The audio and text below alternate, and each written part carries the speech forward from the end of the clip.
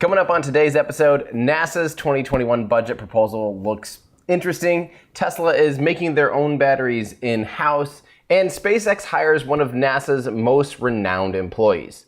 Let's get ludicrous.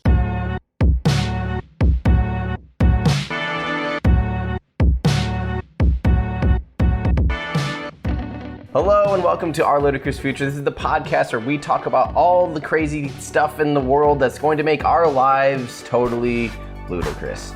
I'm Joe Scott I'm Tim Dodd from Everyday Answers with Tim, and with us is Ben Solons. Oh man, botched it. See, Joe's gone for one day and we just completely fall apart. What's up, everyone? This is Ben Solons from Teslanomics, and all of us are traveling today, so quick apologies if it sounds a little bit different than normal. And Joe, as you heard, is not here with us, so gonna be flying a little light today. But we've got tons of good news. And hello to everyone in Patreon on Discord that's listening live. Hi guys. How are you guys doing? Give us a thumbs up. Make sure you can hear us. Sweet.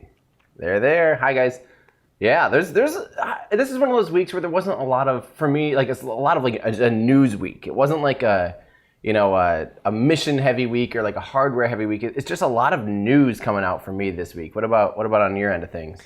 It's kind of light. There were some big ones, but the Tesla stuff is it's kind of like, I think we're all waiting for Model Y is where we're at. I think basically we're in a lull of Tesla news. There were a couple things, and we could dive into those, but I think you have a lot of space stuff if you want to kick it off.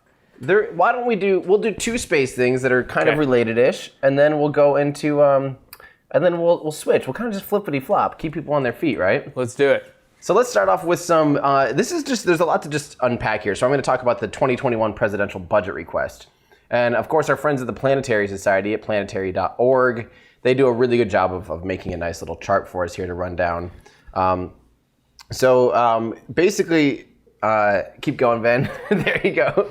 This is the fiscal year 2021 presidential budget request. And of course, this isn't necessarily what NASA's actually going to get. It still has to be approved by Congress. But this still, you typically can take this and this will give you a good sense of, the direction of which the administration and of where NASA will likely be heading. So when we look at this, 2020 enacted overall budget for NASA was $22 billion, $629 million. And the presidential request is going up to $25 billion, $246 million. That's a 12% increase in overall budget funding for NASA, which is, of course, in my opinion, a really good thing. I'd much rather see 12% increase in NASA's budget than a 12% increase in, say, military budget. For me personally, I know everyone's got their own thoughts on things, but here's where things get interesting. Unfortunately, the science would be reduced by 12%. What does that even mean? I feel like everything they do is science.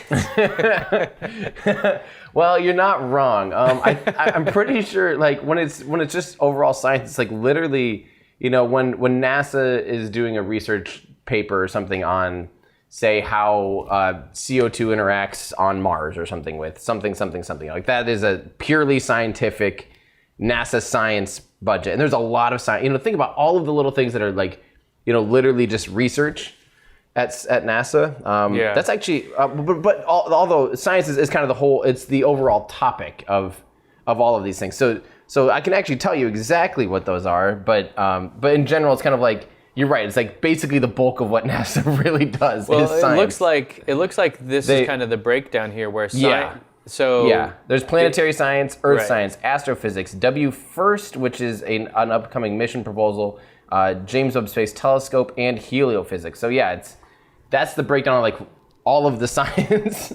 So the biggest hit was astrophysics, it looks like, and WFIRST is just dead. Canceled. According to this, Yeah, so WFIRST was a really cool, I believe it's an infrared telescope that I believe it was a leftover NRO satellite that basically got donated to NASA. And, then basically like, hey, retrofit it, turn it into a really high almost like a Hubble Junior. But it'd be able to do things that Hubble can't do. was a really exciting mission. And considering that a bulk of the actual hardware was donated, it's really, really a shame to see this go. Like, that's just one of those, really? You're gonna let go of that? $511 million, this looks like what 2020 enacted was for that. Yep. And now just full-blown cut. And here's the thing, I don't know if that'll pass. I'm guessing that that'll have a lot of backlash because it will have a lot of, I think a lot of people at NASA will, I don't really know how that works exactly, but I'm pretty sure people will be like, no, this one's really cool. Yeah. James Webb Space Telescope surprisingly actually will get a decrease under this proposal of only 2%. But yeah, in general, like I said, especially the earth sciences take a pretty big hit, and astrophysics, like, I don't know, it just seems like, why would you not want NASA studying astrophysics? Well, it definitely seems like, I mean, yeah, I guess not knowing the details of how all of these pieces interact with each other. Like if you want to, I don't know, launch something out to Mars, astrophysics is probably something you should like be spending money on, right? Because there's a lot of what happens with those things that you need to understand in order to do that. So, although I think a lot of it's really advanced astrophysics, like way beyond generally simple orbital mechanics, like beyond anything practical. Yeah, well, practical for now, like really, really advanced, like black hole. Sure. Type of stuff. Like the cool stuff though that is important. But here's where things get more interesting. This is more my side of things. This is the exploration is seeing a massive 46% budget increase proposal. Now surprisingly, you'd think NASA budget increase. You'd really think what's the first thing you think of when you think of NASA and a vehicle? Space shuttle. Come on, Ben. That was 9 years ago. Well, you mean in general or like right nowadays? Now. Oh. Well, yeah, it's the new moon missions, right? And what vehicle? I'm putting this on you. What vehicle is the one that NASA's been developing this whole time? The SLS. Exactly. So you'd think if a NASA budget increase of 46%, you'd think SLS would get an increase too. Nope. SLS would actually get a decrease, and so would the Orion crew vehicles. Kind of shocking to me under this proposal, mostly because the SLS would no longer be developing the upgraded upper stage, the Block 2 upper stage, and basically this proposal would be like, nope, just start producing SLS vehicles. We're just going to throw Orion on top of it, and you're going to be good to go. Like we're just going to use Orion basically as a way to get a big, heavy Orion capsule out to the moon safely, get our astronauts up there, no problem. Because the big increase, you'll see two big increases. One, for Lunar Gateway, of 64% increase. And Lunar Gateway is basically the rectilinear orbit platform that would just go back and forth between Earth and the Moon. And you can think of it as like a reusable command module. So you could launch a smaller command module, put crew on board a bigger thing. So if they're up there for weeks, they actually have some accommodations and more room for science and activities. And it also would be, steerable, so you could change orbits and change your destination to the moon. It's actually a pretty cool system. The more I get to know it, the more I am somewhat in favor of it. But the biggest increase, 462% budget increase for a lunar lander. And that's what it's going to take. Like you need that if you're anywhere talking about landing humans on the moon in 2024. Like there needs to be hardware built and tested and being seriously proposed. Even if this all goes through, imagining a company truly building a lunar lander and having it ready to land on the moon in time seems ridiculous, if by 2024, but at least maybe even like by 2024 with traditional stuff, I could see, something landing uncrewed by 2024 and getting humans on the moon soon thereafter. I think that'd be pretty cool. Isn't it it's still, mind-blowing. It was like 50 years ago that we did this. And now we're still like, I don't know, maybe 5-6 years from now, we'll maybe, we got to put in $10 billion. It's like, it seems a little bit ridiculous, but. Well, we definitely don't do things as willy-nilly as we used to, Yeah. We definitely take a lot more thought and consideration. So looking at this budget, so the 2020 number here is $600 million, and the proposed is $3.3 billion. Billion, yep. How, what did we spend $600 million on already? Well, for this it's just year, a concept at this point, right? well, Nothing's yes, actually been built, but, right? But this year, for 2020, a lot of money actually got awarded to a bunch of different companies. Boeing, Lockheed Martin. Boeing kind of had their own plan. Lockheed Martin did that joint venture lander concept. Blue Moon has a full thing, and so it got money sent out to actually start developing hardware and really coming up with real proposals. So it's kind of this. The cool thing is that the lunar landers portion will be very commercialized and will be very, this company versus that company. So the first bit of that funding, although it seems it seems like a lot of money, could save a ton of money in the long run, because you end up with companies really putting their best foot forward, putting together really aggressive proposals and really wanting to win these contracts. So you're actually pitting them against each other, and that's kind of what the $600 million has done so far, is given those companies room to actually develop and build to go do something, go do stuff. Yep. So we'll see that this year. We'll see more and more concrete plans actually laid out this year for the people that won that first round of funding. So that's pretty cool. Space exploration technology went up 43%. Space operations up 1%. Aeronautics 4.5%. STEM engagement 0, minus 100%. It dropped down to 0. So there would be no more government-funded STEM engagement programs. That sucks. I mean, you're talking about schools and stuff, right? Like kids. I'm pretty sure. Yeah, I'm pretty sure it's just full-blown materials for schools and things like that. I feel like 120 million can go a long way.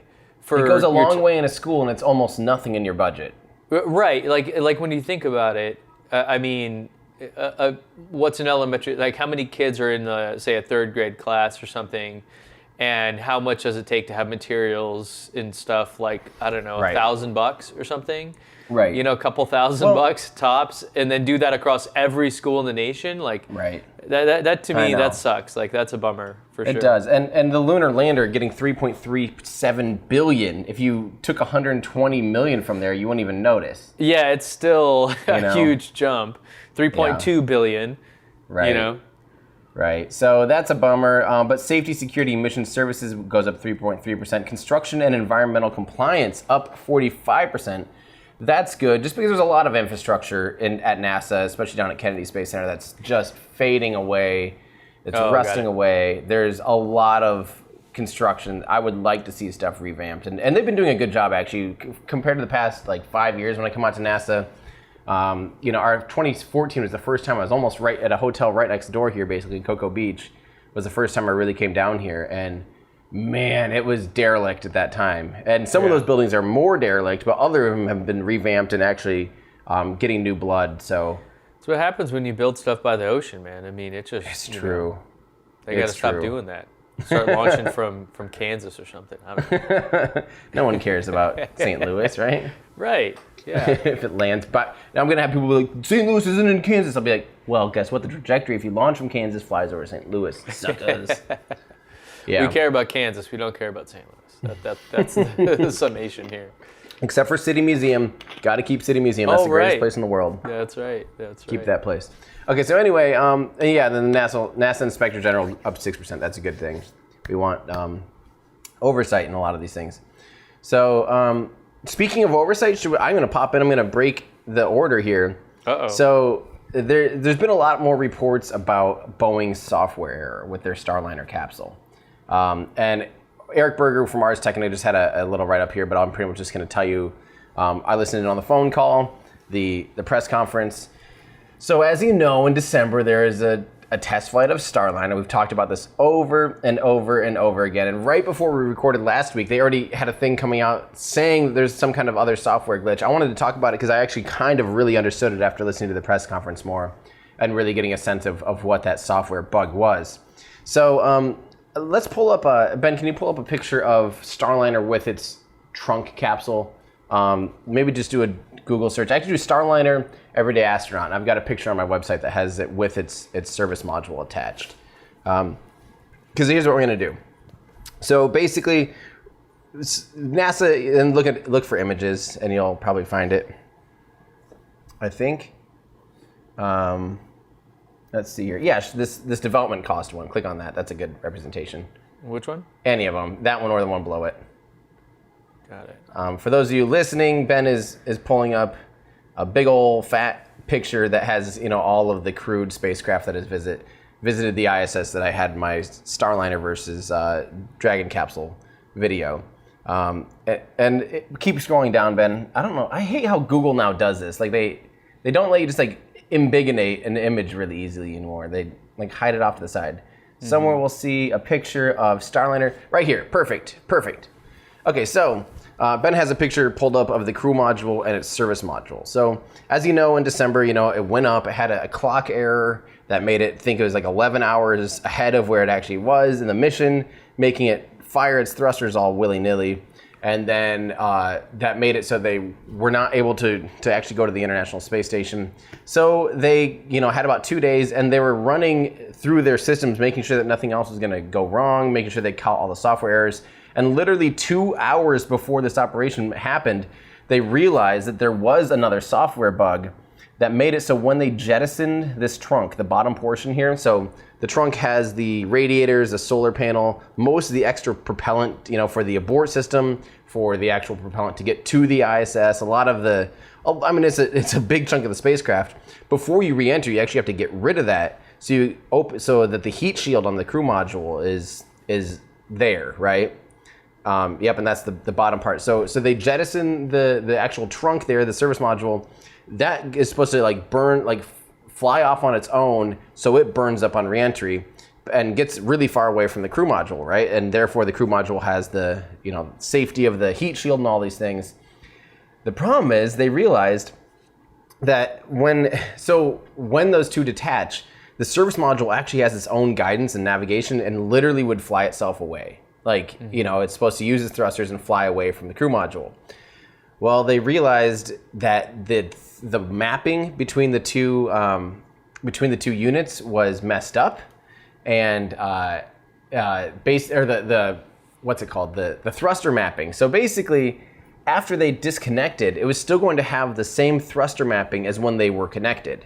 So that means what happens when you have a big spacecraft like that, and those two things are connected. If you are to say pitch over on one thing, some of the thrusters on the bottom are doing almost what you would think they wouldn't do, just to keep it so it's only pitching, because otherwise if you hit one thruster, it might also drift off into space. So in order to only pitch, you have to fire other thrusters in the opposite direction to do things, and those thrusters are on the on the service module. So the problem is when it disconnected, it still had the same throttle mapping for all of those little thrusters as it did when it was connected. So in other words, to fly away, if it was to pitch or roll or yaw, it was thinking that it still was connected to the big thing, which means it would have probably just gone completely out of control and could have flown right back into the actual command module. Wow, that's not good. That's horrible. If it had flown back into the command module, first, you just never want two spacecraft coming in contact with each other unless it's for a docking or berthing. And second off, it would really have likely, could have damaged the heat shield. And how far back already did this issue set them back a little bit here? Obviously some, right? Because we're in the point where we still don't even know how far back. Right, and then imagine if they had actually done that and collided and destroyed each other. Right. Meanwhile, DM1 is just hanging, doing its thing. Already been there, done that. It would have been. It would have been a. Why don't they just? It would have been why are we even doing this anymore? Right. You know. So really, we don't really know what this means. And some of the interesting takeaways from the phone call was, they're saying, we have 1 million lines of code. And we have to check all of them, but we've only really run 66% of them. And the scary thing, I think it was Scott Manley pointed out, I think it was either on Twitter or something, but his takeaway was, and this is so true. He goes, this was totally the normal operation. The trunk jettisoning and flying away, that is 100% in the normal mission. How did this not get noticed, right? This isn't some off nominal, oh no, we had to jettison this thing and blah, blah, blah, and abort from here, and it's, a third Thursday from the month or whatever, what I mean? It's not some weird thing. This is this was the mission. Yeah. And they still This miss. is the easy thing you should have tested. Yes, like how did that not get noticed? So it's really, and it's not, and I'm actually going to say, from my opinion, it's not just Boeing, but it's also a little bit NASA. NASA's supposed to be checking over all these. There's supposed to be this partnership where they're checking all their work. I can add a little bit of color if just from developing software for a long time. The way you do it, you have automated tests of all these things. So assuming they follow like best practices for software development, what in theory should be happening is you have tons and tons of test cases and an automated engine that will run through those test cases. And then, hey, I need to add this piece of code which does this one thing. I don't know, we strapped on a blender to it and we need a blender to work, whatever. I wrote the code for the blender. I add that to the code base, those million lines of code, and what will happen is I'll deploy that, and then all these checks, all the like thousands upon thousands of tests automatically kick off and send back what's going on. And so it's called regression testing. And so the basic idea is, I made because what the like prior to this way of doing it, the way software development would have major issues that seemingly came out of nowhere is you wrote the code for the blender or the dumb thing that is seemingly unrelated, completely unrelated from everything else, but it's actually not. And there's something else buried in those million lines of code that you just did one thing and it set off a catastrophic failure. But that's why we have now this regression testing where just you do one tiny change and boom, thousands of tests should run. That way you know if there's any, like if you accidentally caused an issue with any of those others. So it's not like you have to go through a million lines of code and test every line. Like this should all completely be automated, and I imagine NASA knows what they're doing here. So this shouldn't be, and you're at Boeing or whoever, like this all should be standard operations. It shouldn't be a weird thing that you have to figure out. Yeah, it's just one of these things that does not instill confidence. Yeah, right. And it's like, the one parachute that didn't work during their abort test, sure, whatever. Okay, you learned your lesson. Then the timer error, okay, you learned your lesson. Then the explosive bolts with the separation thing that we still don't really know that much about. You're going to have to find a solution. There's so many things that are like, how long is it going to be before this thing's actually ready to fly with humans safely? Yeah. And I don't know. Does not instill confidence, you're right.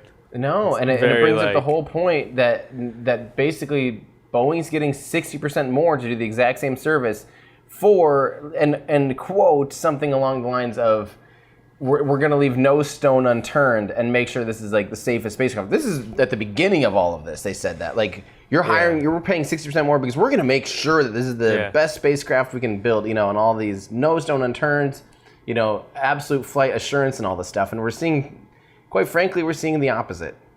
Well, and at some point, I mean, especially with, we'll just say a presidential administration that is business-minded, profit is the thing you're looking at in business world. I don't think government actually should operate that way, but if you are thinking in those terms, very soon you have to come to the conclusion of this isn't worth it. And we need to find, if there are options, which I believe there are, then we just need to cut our losses and go. Like, we have to move forward. So I wouldn't be surprised if we see more things like this happen, if they just cancel the whole thing. Or, NASA says, hey guys, sorry, find another customer. Like, we're not going with you, it's too expensive. Well, here's the thing is they already paid Boeing for this. And now I think the big debate, or paid a big amount. There's still, I think, another milestone probably before they actually start paying for the actual seats per se. I actually don't remember. But the big thing is, if at least with this point, if they have to fly another OFT mission, which at this point, I'm sorry, Boeing, but I think you're going to have to fly another OFT mission, which will cost a lot of money. I think that should be at the cost of Boeing. That should absolutely be Boeing. I hope they don't somehow talk NASA into it. And Boeing, guess what, doesn't have a lot of money right now because all the other parts of their business are also falling out of the sky, quite literally. And again, another reminder to everyone listening, at least for me, I have good friends that work at Boeing. So stuff like this isn't necessarily like, don't, if you know someone that works at Boeing, don't just get on the internet and scream at Boeing all the time.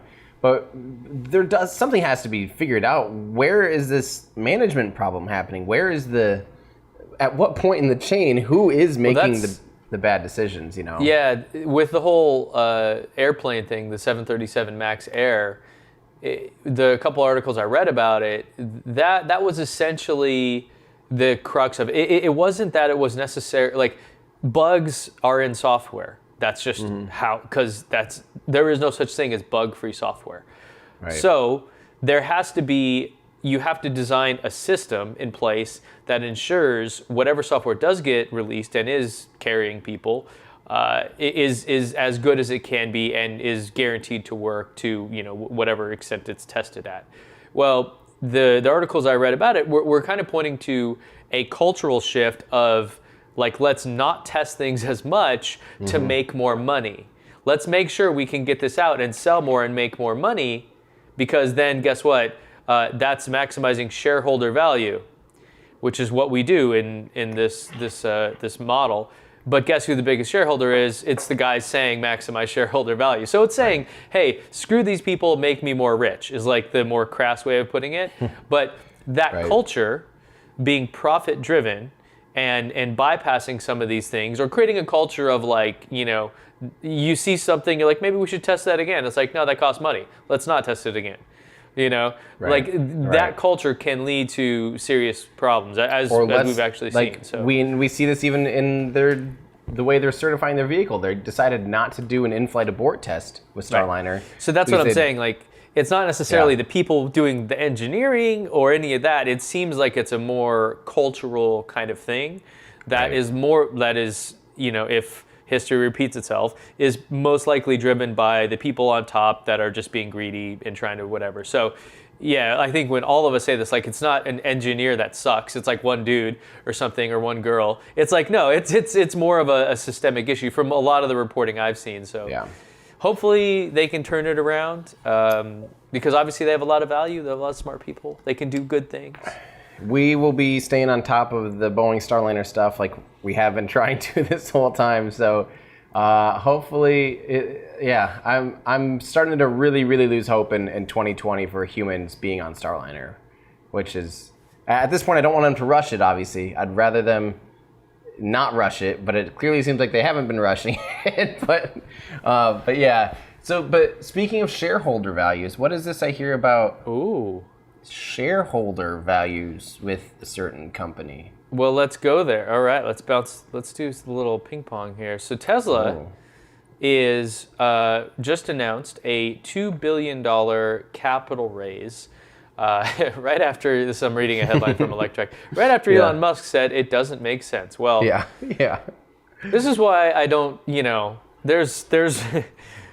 In the moment, you can ask Elon something, and he'll give you his most honest answer always. That's what I think we all love about him. Yeah. But it doesn't mean that, like, reality won't set in a week later and go, hey, maybe actually we should look at that again, and he'll change his mind. I think that's probably a good quality.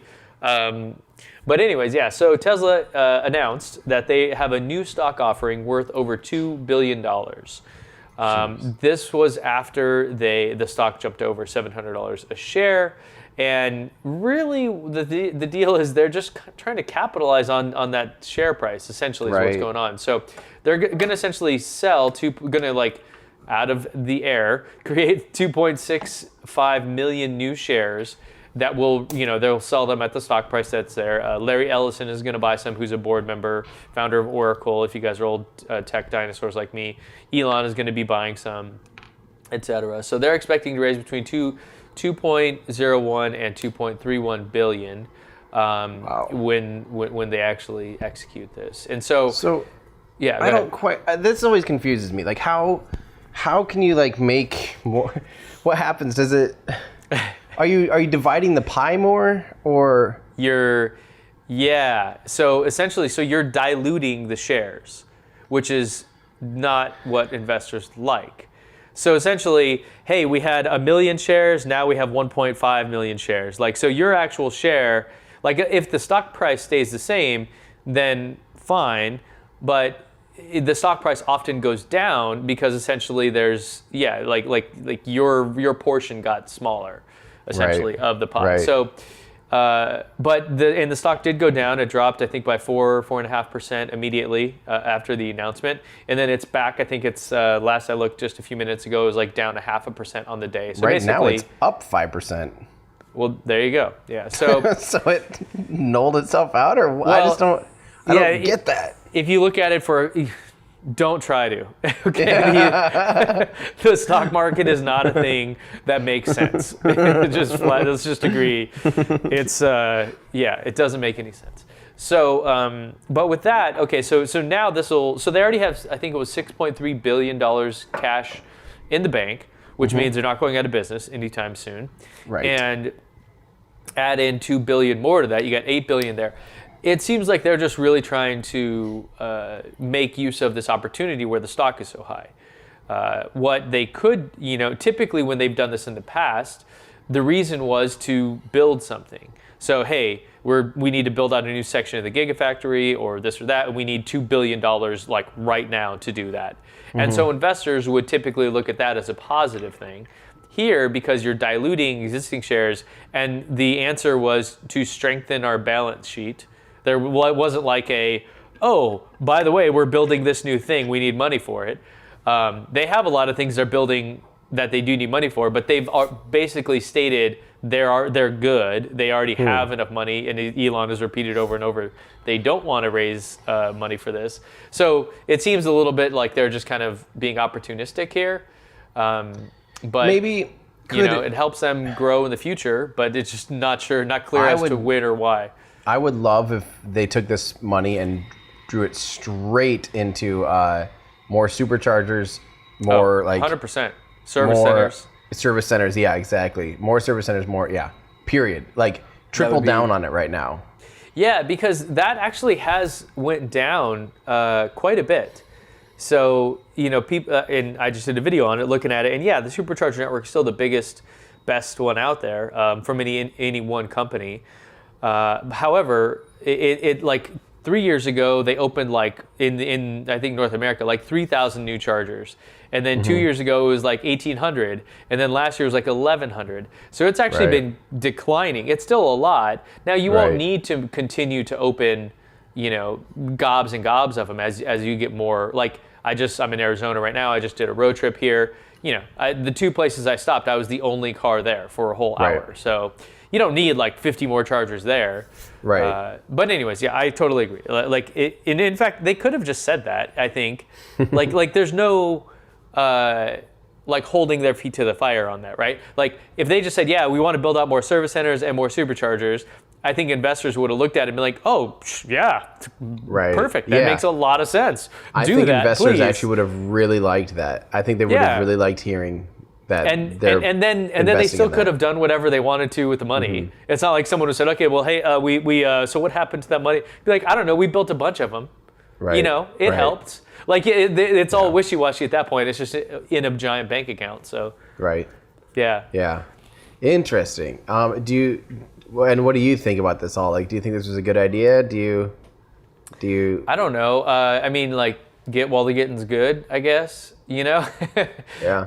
It's not a bad thing to do to add $2 more billion there. I mean, kind of global financial markets and things like that. There's been a lot of slowdowns. There's manufacturing slowdown in China. Like, if you look at the kind of broader economic picture. A lot of people predicting some sort of recession, some sort of downturn in the near future. Electric cars could take a hit from that. I mean, I think actually electric cars. Yeah. So I don't think it's a bad move to kind of save up for a rainy day, and if you have the opportunity and all that. But it's to the average consumer, this probably means about nothing. Other than maybe we won't see those kind of like bubble-ish kind of stock jumps that we saw a couple weeks ago when it went to $900+ a share. So probably with more shares out there, you probably won't see that as much. But who knows? We'll kind of follow it, of course. And for those that have invested in Tesla stock, that I think that this hopefully will yield better results for them. Now, a stock split would be something that would be really interesting that they could do. To essentially lower the price per share but when you do a split, you would get double the shares. Yeah. So Yep. so you don't lose any money. There's no dilution, but now more people can get into that market because it's a lower price. Yeah. Yep. Which is why someone, I don't remember, I think in my Discord channel or someone was comparing the stock price of one to a stock price of another, and I'm like, that's completely arbitrary because it matters. You have to times the number of shares to really get the valuation of the company. Like that's called market cap. You could just Google the market cap. Yeah. Yeah. I mean, so like, are you familiar with what Berkshire Hathaway is? Yeah, with Warren B. Warren Buffett. Yeah. Good. Is he a Cornhusker? What is he? Is he Nebraska? He's Nebraskan. Yeah, he lives in Omaha in like a $300,000 house or something. Omaha. Yeah. So his. He has lots of companies, but Berkshire the main one, Class A stock, because they have. So there's also multiple classes of stock. I mean, this could go on like a long discussion, but anyways, the Class A stock, which is the preferred one. So if you have dividends, they're the people getting paid first. Class A stock of Berkshire Hathaway, to talk about that whole thing about the price, is currently one share is currently $340,948.66. How many? One share, $340,000 for one share. Wow. Yeah, it's nuts, right? And what's the volume here? So market cap is $555 billion for that. So. And it's funny because I remember maybe 20 years ago, 15 years ago, a friend of mine got married, and his father-in-law gave them one share of Berkshire Hathaway stock, which at the time was worth like $80,000 or something like that, which was still nuts. And he bought it when it was a brand new company, when it was like $1,000 or $500 or something like that. So, wow. Yeah, that's nuts. but yeah, the price of the stock is not necessarily indicative of the overall. It's pretty arbitrary. Yeah, so this is why you have stock buyback. So imagine if Elon bought back half of the stock out there, well then the price would go up for all the rest of it because it's now a more limited resource, right? So it's like, but there would be fewer of them. So net, it would be the same thing, but it would just be higher, whatever. Yeah, we're off in the weeds here. But they raised some money, and they're going to do some stuff with it. Well, could they do some stuff with that, like make new battery cells or invest in new technologies or like... Yeah, they could. And in fact, it looks like they're doing that. Tesla is now building a pilot battery cell manufacturing line at Fremont, which is the factory here in California, or I'm currently in Arizona. How do they have room for this? It's probably outside in a tent. Or in the bathrooms. REI had another sale, and so, they got themselves another tent. There's actually quite a bit of land there, but it's kind of just and it's kind of disjointed. It's not ideal. If you remember, we looked at it, I think, last time with the Q4 and 2019 update letter, and they kind of showed Fremont and how things are, have to go from this facility to this facility to this facility. And in China, it's like literally just like one loop. They just come in one end and then go down and come back and then, ta-da, there's a car. So now they're starting to open this new line here, and they have some job postings for Tesla's cell manufacturing engineering group. They're looking for highly motivated equipment development engineers, and to accelerate their next generation battery cell manufacturing program. So not a formal announcement, but there's a job posting announcing it, essentially. Well, I wonder if we'll learn more about this stuff on Battery Day. Hopefully, yeah, which is March or April, I forget. It's coming up. Yeah. Yeah, so lots of cool stuff coming there. And, one of the things to think about here is that, why would they be doing this? Why would they want to make their own battery cells? Well, in theory, they could make them better. They recently bought Maxwell Technologies, which had some interesting patents that they could maybe use. There's also this company Hibar, which specializes in the equipment to make battery cells. So they've kind of been assembling the Avengers here.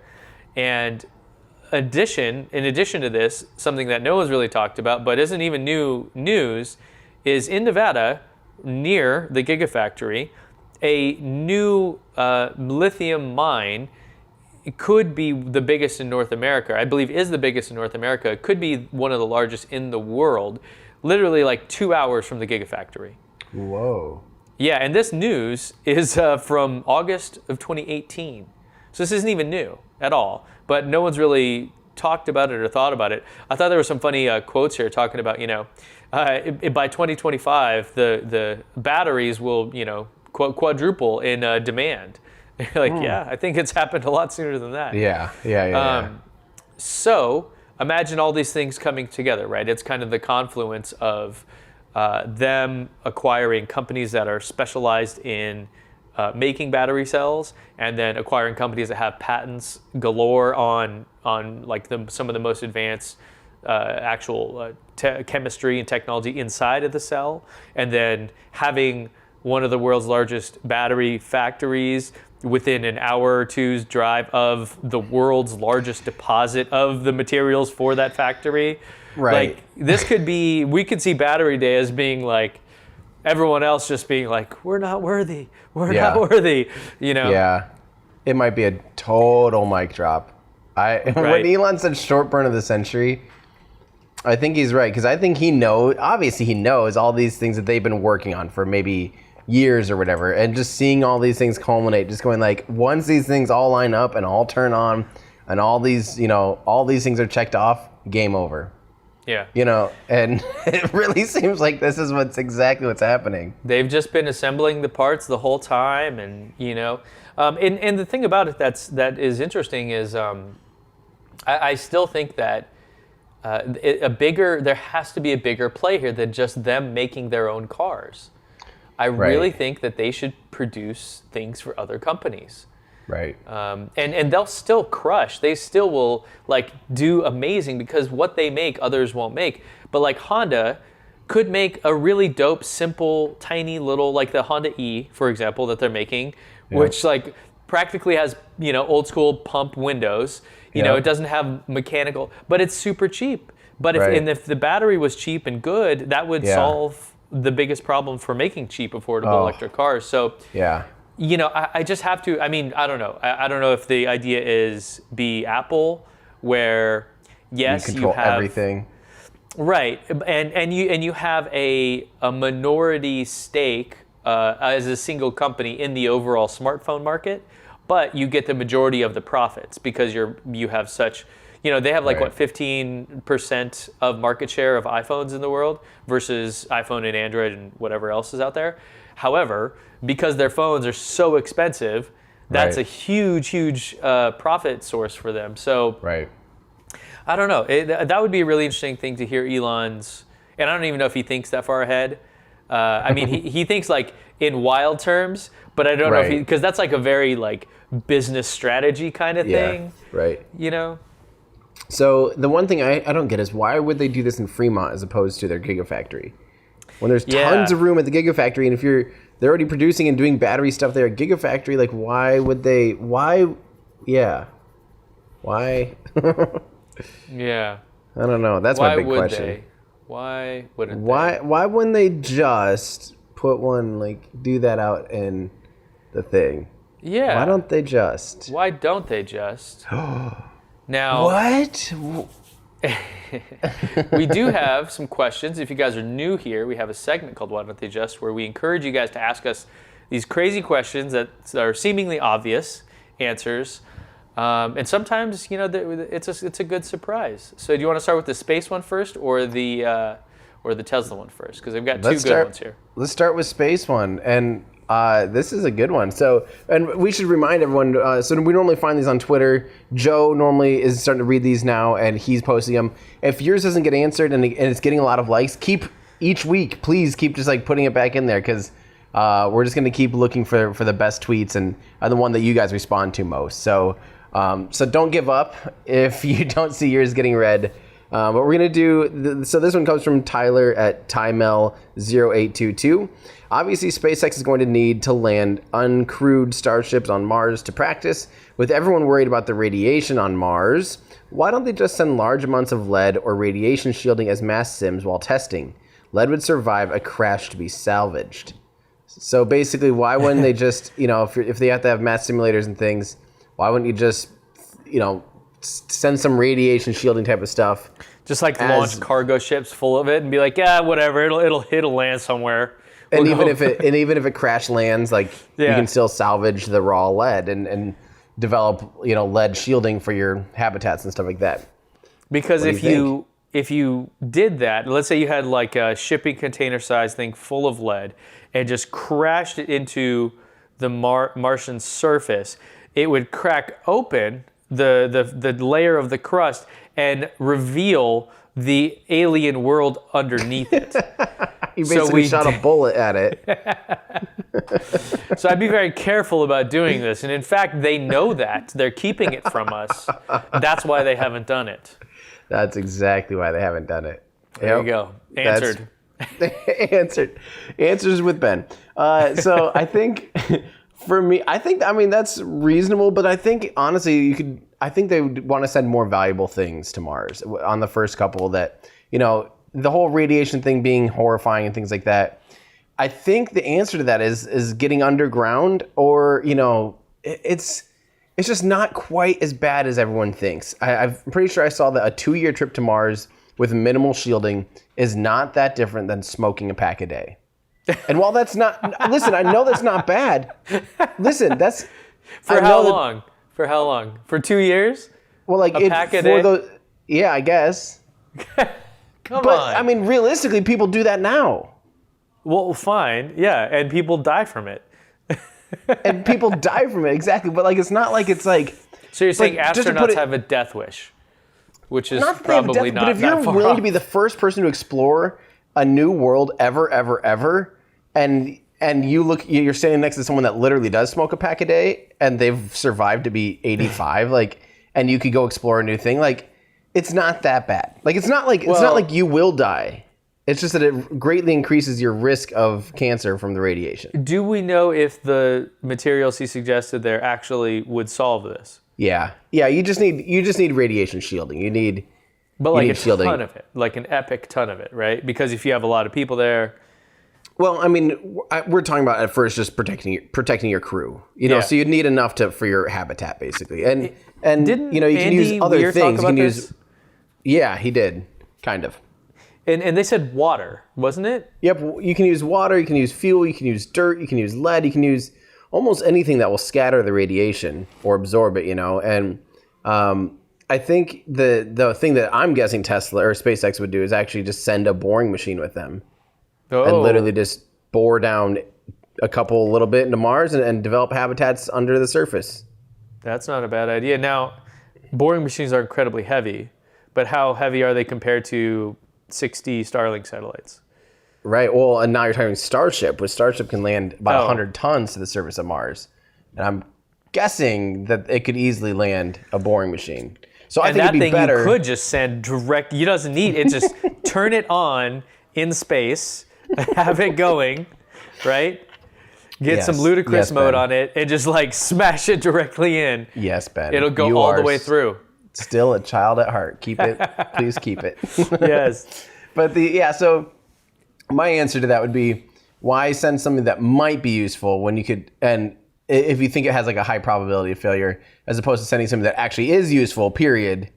I'd rather bet on that side of things, personally. I'd rather see a boring machine go and some proper habitat material than just a hunk of lead. Yep. Yeah. Yep. Fair enough. Now we have another Why Don't They Just here that didn't get as many likes, but I wanted to call out because I've been yammering about this forever. The Tesla App Store. So this is Death's Keeper. Cool little icon there, by the way. Why don't they just launch a Tesla App Store already? Everyone wants it. Why not just implement it? Another income source is never a bad thing. So, Tim, what say you? Why? That's the biggest why don't they just? Yeah? Period. That is, to me, and I think we should just do that every week. Why don't they just launch the App Store? Why don't they just launch the App Store? Why didn't you just, come on. To me, that's there is some things to consider here, I would say. And Elon has had a point, I would say. I would disagree, or I would say his point is losing its strength over time. As Tesla delivers more and more cars. So if you recall, Elon, so I actually got to ask him this on a press call. it was like, they were like, we're focused on these things. Make sure only to ask about these things. And I'm like, cool. How about this thing that I've just been dying to ask you forever? Right. And he answered it, and he said his point was that without millions and millions of people using it, it wouldn't be profitable. It wouldn't be valuable. And he's thinking tens of millions, I think is what he said. Now, I think that's a bit overblown. The thing that, so there is stuff that they would have to do. It's not like you just go, to a website and say, okay, let me download a new app store platform. Like, no. You have to write code. You have to have APIs. You have to have approval mechanisms. You have to have data security. You're talking about installing software on a car. So now, despite the people don't really know this and it's not obvious, but the system that actually drives the car and the system that plays music and things are totally separate. So those things not being connected, there's the risk of affecting your car is low. But they are in the same. I mean, there may be a way, but whatever. So there's something to consider. But what about like just data security and user privacy? Like, there's a lot of things to consider. Back in the early days. Yeah, back in the early days of, let's say, the internet, when it was like, we didn't have this concept of like an app could just be stealing your data. We didn't care. Life was easy in terms of building these things. But now that we're in that world, we have to really put a lot of thought and care of like how things get approved, what types of apps are allowed. So it's not without, any effort. But probably a team of 5 people could figure it out in a month or two. So it's not trivial, but it's not like, landing Starship on Mars. So it's somewhere between those two. The question is, would you make money on it?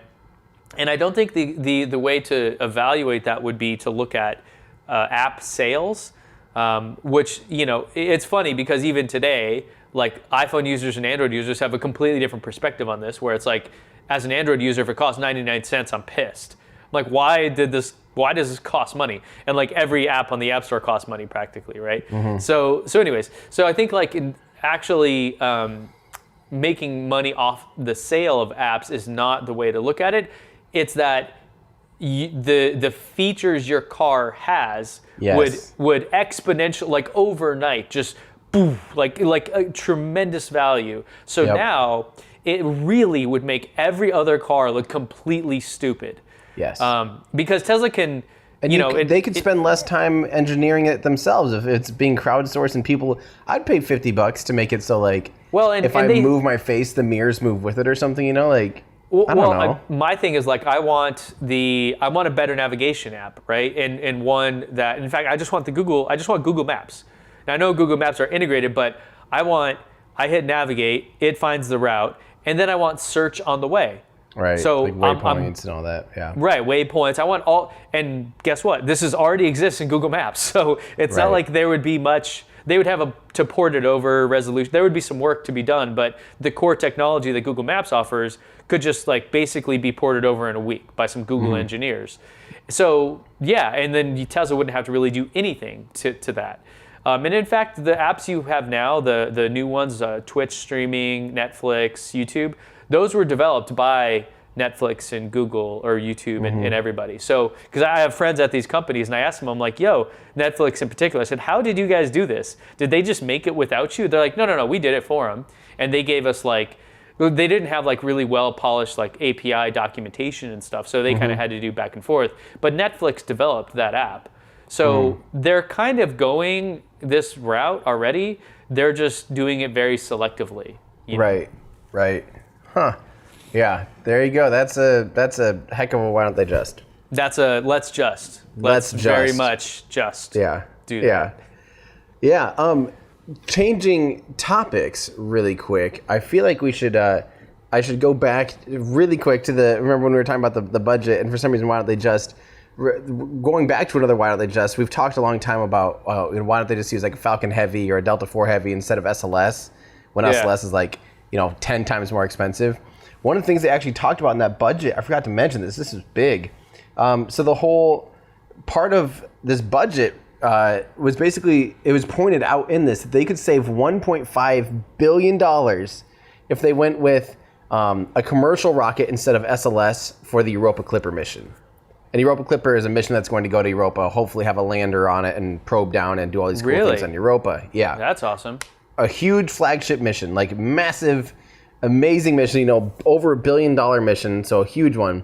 And it was originally it was congressionally mandated to fly on SLS. And this is an interesting topic because there's a few things that you have to take into consideration, because you think, why on earth would you spend $2 billion to fly it out there when it could physically be flown on Falcon Heavy or Delta IV Heavy? Right. The difference is that SLS can get it in 2 years directly.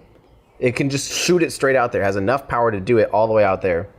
And then the Delta IV Heavy and a Falcon 9, or Delta IV Heavy and Falcon Heavy, they have to do this like multiple slingshot maneuvers and stuff.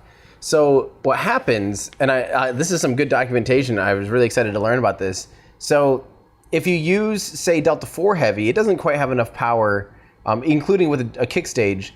It would have to go down and do Venus assist to get itself out to Jupiter. So it'd take like 7 years. The problem is now you have to put the spacecraft closer to the sun.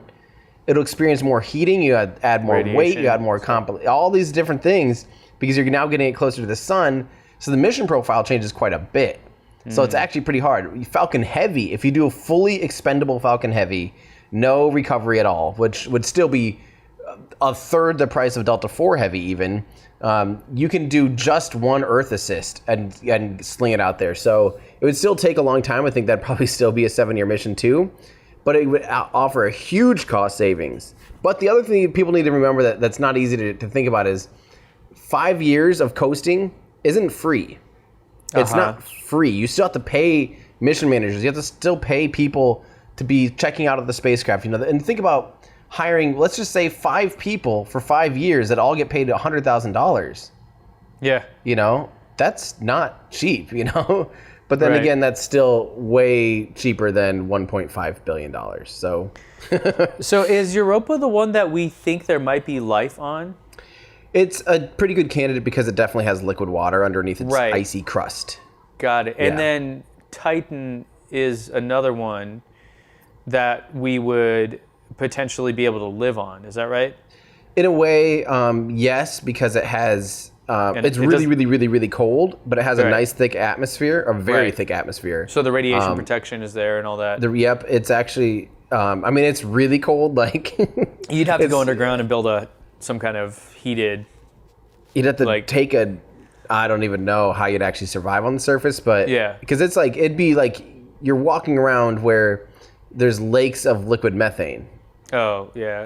Methane is your liquid. So well, you're talking like you could burn it, and it'd be easy to refuel a starship, but imagine just going out to the beach and dipping a toe in liquid methane. You're not going to be too happy there. No. Yeah. So I just thought we definitely needed to talk about that. But, it's almost as if NASA's made some big changes, and as if some of those big changes were taken over to SpaceX. Oh. How about that for a transition? Just pronounce this guy's last name for me, please. Gerstenmaier. Fine. So Bill Gerstenmaier, or William Gerstenmaier, Bill Gerstenmaier. William. This is really exciting, actually. So he was basically the director. What was he? The associate administrator of human spaceflight or something. Let me see. Human exploration and operations. Yeah, and this man has been on just about every really important program at NASA, and was a really just rave reviews of the man. Everyone said that he's a really sound advice, and when he says something, it's well thought out, well executed.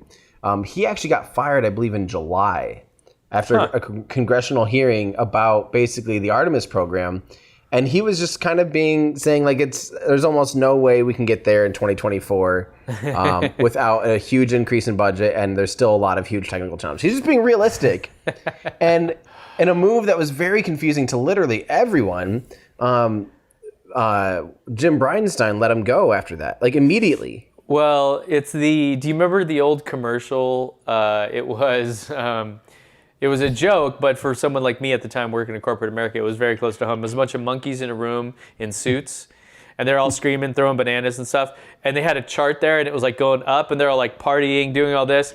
And then like a guy walks in, like a human walks in, he's like, hey, no, and like they flip the chart up, and it's going the opposite way. And then they get all pissed, and like, and they like kick him out of the room, and then they flip it back over. And then they go back to partying. That's totally real. Where no, I mean that's like hey guys, we need like triple. You know, we really spent time analyzing the numbers. It's not going to happen within what we thought. Blah blah blah. And the answer isn't okay. Well, let's dive in and figure it out. The answer is out. Get him out of here. Yeah. And bring in the guy that says we can do it, even though it'll never happen. You know, it's like right. I mean, some of that's a good thing. I think some of that, if you have someone that's like, we can do this. I think Elon Musk would be the epitome of we can do it. I mean, yeah, but no one's going to fire Elon. Right. That. But what happened here is, so since then, NASA had a stand-in associate administrator of human spaceflight, and then they replaced him with a more permanent one. Now, I can't remember his name. I'm failing to remember who the current one is. But he was on that teleconference with Starliner. Anyway, so Bill Gerstenmaier was out there kind of looking for a new job, and it's coming out that he officially got swooped up, or at least is doing some consulting for SpaceX. And this is really, really, really good because he's intimately knowledgeable about the Dragon capsule, about the Falcon 9, about their certification program, about how NASA certifies things. He's a very conservative and cautious voice at a time when I think that's absolutely vital. When we're seeing failures from Boeing, SpaceX had a Dragon capsule blow up 8 months ago or whatever, 10 months ago, and for someone like him to be on the crew at SpaceX, just to have that really voice of authority and double checking all the work, and he's working directly under Hans Königsmann, I think this is huge. And I think this is a really good hire because SpaceX is so good at pushing the boundaries and fast forwarding and getting to the next step in a hurry. Having someone like this that is just totally honed into all of the actual intricacies and all of the details. I remember he was at the DM1 press conference, and I asked him about certification of the grid fins and things like that, and if that was going to change anything after they failed on that one mission. And Gerstenmaier actually had some good things to say and feedback in response to that. So he knows his stuff. He really, really knows his stuff, and it's really cool to see him actually on the team at SpaceX now. And the mustache love that he brings here is just epic. I mean, this guy's got it going on right here. This is like some 70s action that we have. So, SpaceX definitely needs to know what a real mustache looks like, and they now do. So, good job to Jim here. It's true. It's to Bill. It's true. That's a mighty, mighty mustache. That's what a man looks like. Okay, guys? That's... Yeah, none of this scruff that we have. Yeah, none of this little hipster nonsense that us children have going on. That's what a real man's face should be. It's true. Okay, so one more thing about SpaceX I wanted to talk about. This just kind of blew my mind, honestly. We're getting more pictures from Boca Chica Gal, from Mary down there with NASA spaceflight. She posted some pictures, but there's two things that blew my mind. Just looking through her thread, you can see what these are. And also South Padre Island, my friends Jean and Rachel have been posting some more things too. What's crazy though is we're seeing Starship get built, and go down a little bit more. This is kind of the thing that blew my mind. I know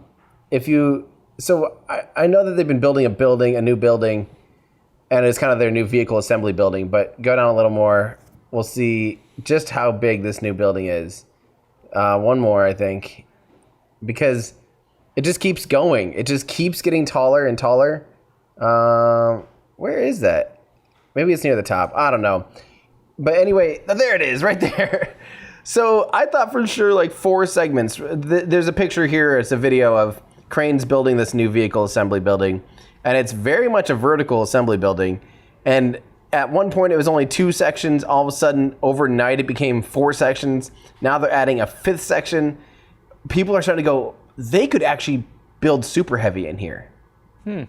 Maybe. Or it's getting up to that height where they could build the whole super heavy booster.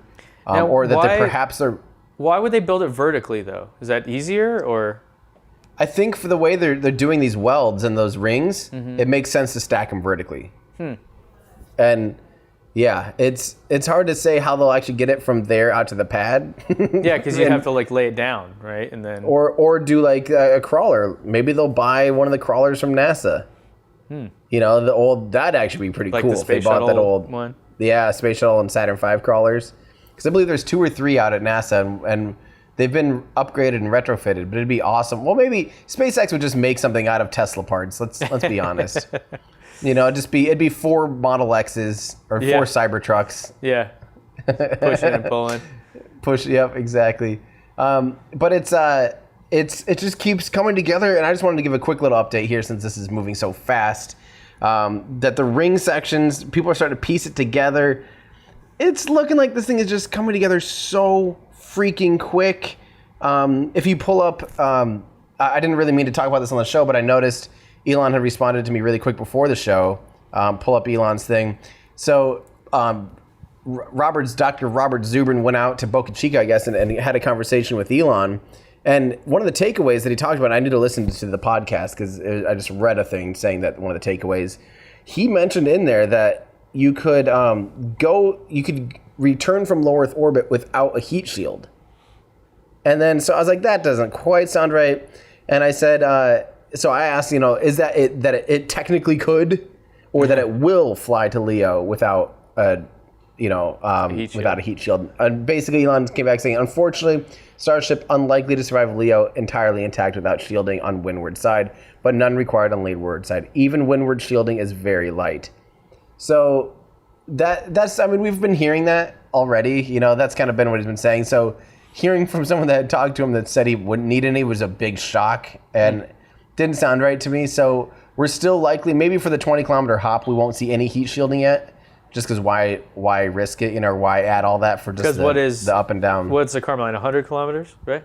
100 kilometers, and even if you came suborbital from 100 kilometers, you know, did 100 kilometer up and down. You're not out of the atmosphere, technically. The heating. Oh, you're way out of the atmosphere. Oh, okay. You're way out of the troposphere and the stratosphere, but the problem is you're just not going nearly fast enough to generate the same type of heat. Got it. Right.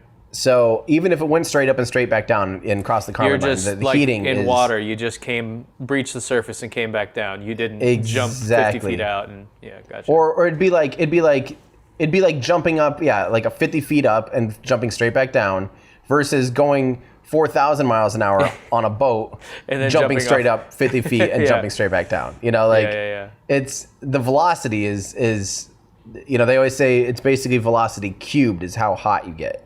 So if you increase your entry by, you know, double times, it actually goes up 8 times for heating is how much. So when you start speeding things up, a lot of things change. So if you're hitting the atmosphere at, say, 1,000 kilometers versus 26,000 kilometers. Did they drop the whole, like, methane ventilation thing happening? Transformational cooling? Yeah. That has not come up in a long time. And I'll ask Elon about that. Memory here. It's not completely gone. That's good. Well, it's a cool thing. You know, the transpirational cooling is a really cool thing, and I'd never really heard of anyone doing that recently. I mean, it was done on some old warheads, and it's done on like the leading edges of airplane wings sometimes to de-ice them. But yeah, I there was some talk at some point that they would maybe do that on some hot spots.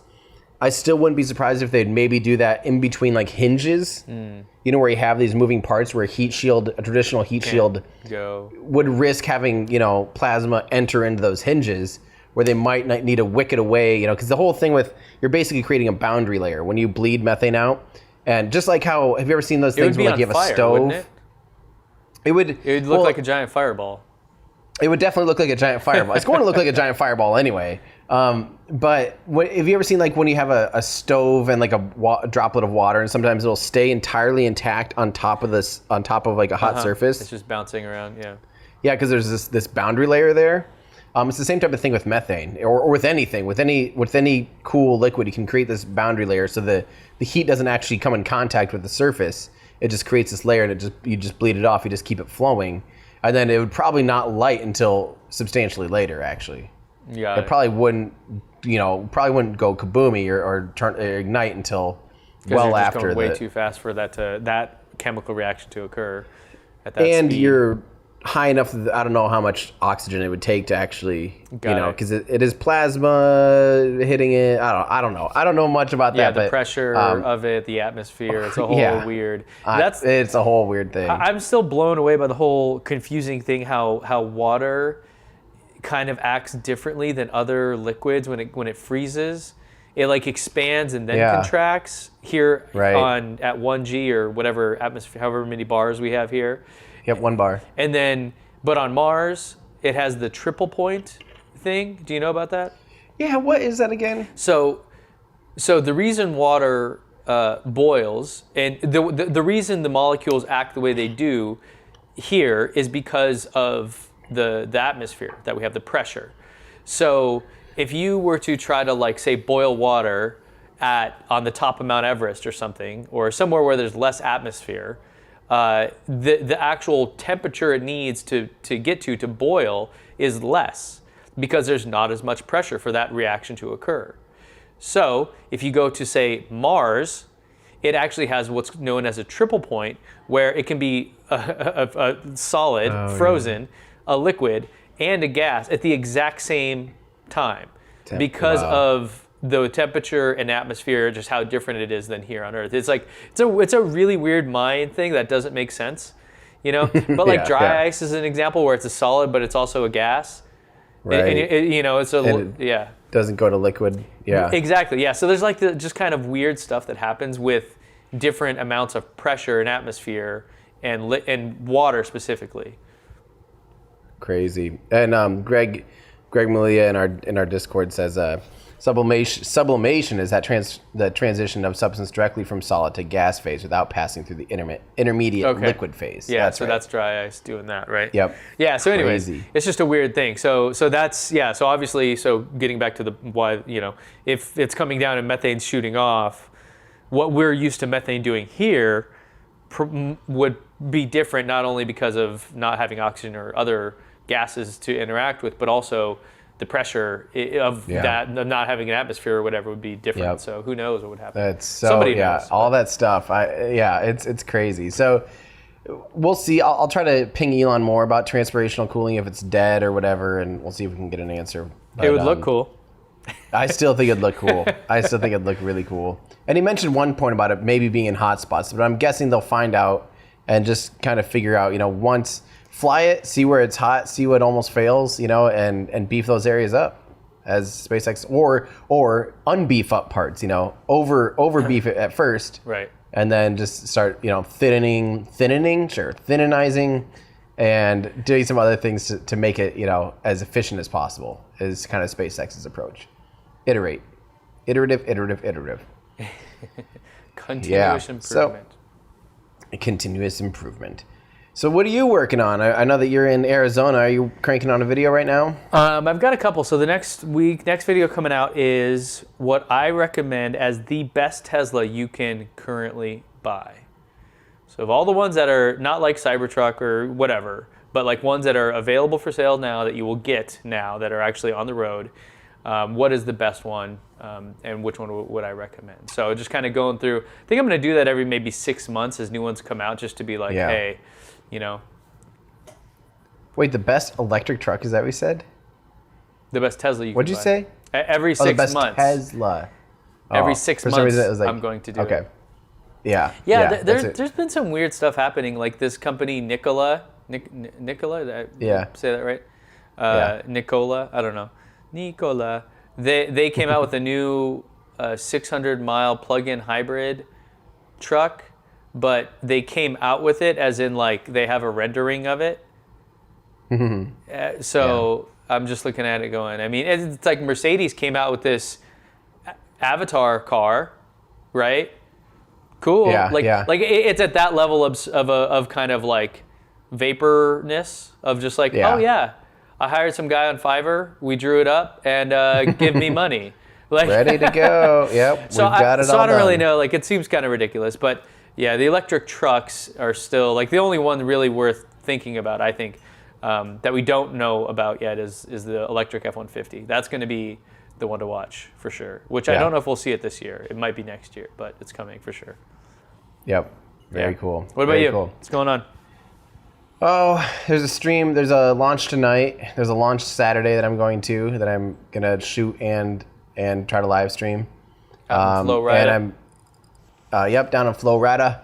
And then hopefully I'm working on getting permission to be able to shoot the actual rocket pollution video at Kennedy Space Center Visitor Complex. Oh, cool. At the actual the actual garden? thing. If not, and at the Rocket Garden. If I can't do it there, I might hold off until I'll be going to NASA's Kennedy's, the actual press site for CRS 20, and maybe it'd be cool to do it there. I'd like to do it somewhere cool. Yeah. The Rocket Garden. Talking about rocket pollution. I had it took me a while to realize that those weren't the real ones. For the most part. Right. Well, because they don't come back, right? Right. But it took me a while because I go up to LA and charge my car, and there's an actual Falcon 9 that's been to space and came back. Yeah, and came back. Yeah, that is. So you're right. My perspective is when I see a rocket here that's to look at, it actually has been. You're like, oh, what cool mission have these ones done? Yeah, and then I'm like, oh, wait, this isn't a real, or maybe it is real, but it's not, That's actually, most of them aren't even real rockets. Right, it's just a most replica. Of them are just replicas, yep. Yeah. And I think there's only a few actual pieces of hardware in the Rocket Garden, but most of the rockets are just tubes to look like it, or fuselage or something, Yeah. They don't really make it back intact. Well, definitely not. And the ones that are were leftover inventory probably got scrapped and stuff. A lot of that. Yeah, they have. I think at the what's it called, California Science Center, where is it Discovery is? Or the Endeavor. The Endeavor is at Kennedy Space Center. No, that's Atlantis. Oh, okay. Discovery. It's Endeavor. Endeavor's in California. Okay. Discovery. But outside they have the fuel tanks, but they're not really the fuel tanks. They're just they made these things. They would have been. Oh, that one would have been. That one would have been. Yes. Okay. That one's actually would have been a flight hardware. Yeah. Or some kind of test hardware or something. But it is legit flight hardware. Got it. Okay. Flightable. Because we saw that and we're like, what's going on here? And they said that they're going to actually take the shuttle there and mount it up there. Yes. Which they were kind of highlighting of so what that means is this super up close thing where you can almost touch it. Or you're not going to get that anymore, right? You're not going to get an up close unless they build maybe a structure around it. You can walk up and down. They are. It's going to be really cool. Actually, they'll have these. You'll climb stories and elevators and actually poke. It's going to be insane because they're stacking the whole space shuttle vertically. So that's huge. It's huge. It'll be over 250 feet tall or something, or 300, however tall the tip of the tank is. That's a 30-story building to go around this thing. That's not, right next to the Coliseum too. It's gonna be crazy. And shout out to all those people with the taxes paying for this out here in California, because it's cost us a whopping $3 to get in and see that when we went. Whereas when we went to Kennedy Space Center, it was $60 for every person, including a 2-year-old. So I was very upset about he doesn't even know what's happening. Right. Yeah, I hear you. So anyways, stay tuned. We got a lot more footage and stuff and things coming out. So yeah, I'm working on a lot of things in the back end on my whole thing. Yeah, so a lot of things will be man. You're good at will be that, ready. So yeah, dude. All right. Oh, and we should mention too, Joe's not feeling the best. So everyone, if you made it this far in the podcast, wish him a quick recovery and hope he just starts feeling better. So yeah, send him whiskey if you know where he lives. Just bring bottles. That'll help. It definitely always. All right, that'll do it. We'll see you in our ludicrous future. Hey, thanks so much for listening. If you like what we do and you want to kind of help get it out there, you can give us a nice review on any of your podcast streaming platforms, whichever one you use. That kind of helps get it out there. Also, we do have a Patreon set up, so you can join us there at patreon.com/ourludicrousfuture. You can get your name in the credits, meet a whole other group of like-minded people. It's a lot of fun. We do appreciate it. We'll see you there.